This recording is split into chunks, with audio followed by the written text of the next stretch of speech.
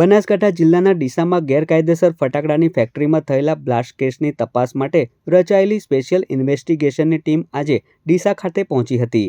આ બ્લાસ્ટમાં 21 લોકોના મોત થયા હતા. તપાસ ટીમે ડીસા સર્કિટ હાઉસમાં વહીવટી તંત્ર અને પોલીસ તંત્રના અધિકારીઓ સાથે પ્રાથમિક બેઠક યોજી હતી.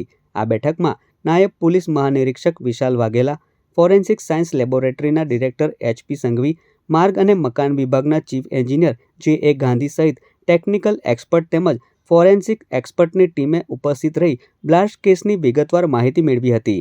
સૌપ્રથમ એક્સપ્લોઝિવ એક્ટ અને નિયમ અનુસાર ગોડાઉનમાં કામ થતું હતું કે નહીં તેમજ કયા કારણોસર બ્લાસ્ટ થયો તે અંગે SIT દ્વારા ઝીણવટભરી તપાસ કરવામાં આવશે. ડીસા બ્લાસ્ટ મામલે SITના અધ્યક્ષ ભાવિન પંડ્યાએ જણાવ્યું હતું કે 21 લોકોના મોતની દુઃખદ ઘટના મામલે SIT દ્વારા તપાસ શરૂ કરવામાં આવી છે. રાજ્ય સરકારે આ કેસ માટે સ્પેશિયલ ટીમની રચના કરી છે. મારી સાથેની આખી ટીમ આજે ઘટના સ્થળે પહોંચી પ્રાથમિક વિગતો મેળવી છે. આમ આજથી SIT દ્વારા તપાસ શરૂ કરી દેવામાં આવી છે. અત્રે ઉલ્લેખનીય છે કે SITની ટીમ આગામી દિવસોમાં સ્થાનિક લોકો અને સાક્ષીઓની પૂછપરછ કરશે. આ ઉપરાંત ગેરકાયદે ફટાકડા ફેક્ટરીના સંચાલકો સામે પણ કડક કાર્યવાહી કરવામાં આવશે. મારી સાથે વાઘેલા સાહેબ છે, વિશાલ વાઘેલા DIG છે, પોલીસમાં APS ઓફિસર છે,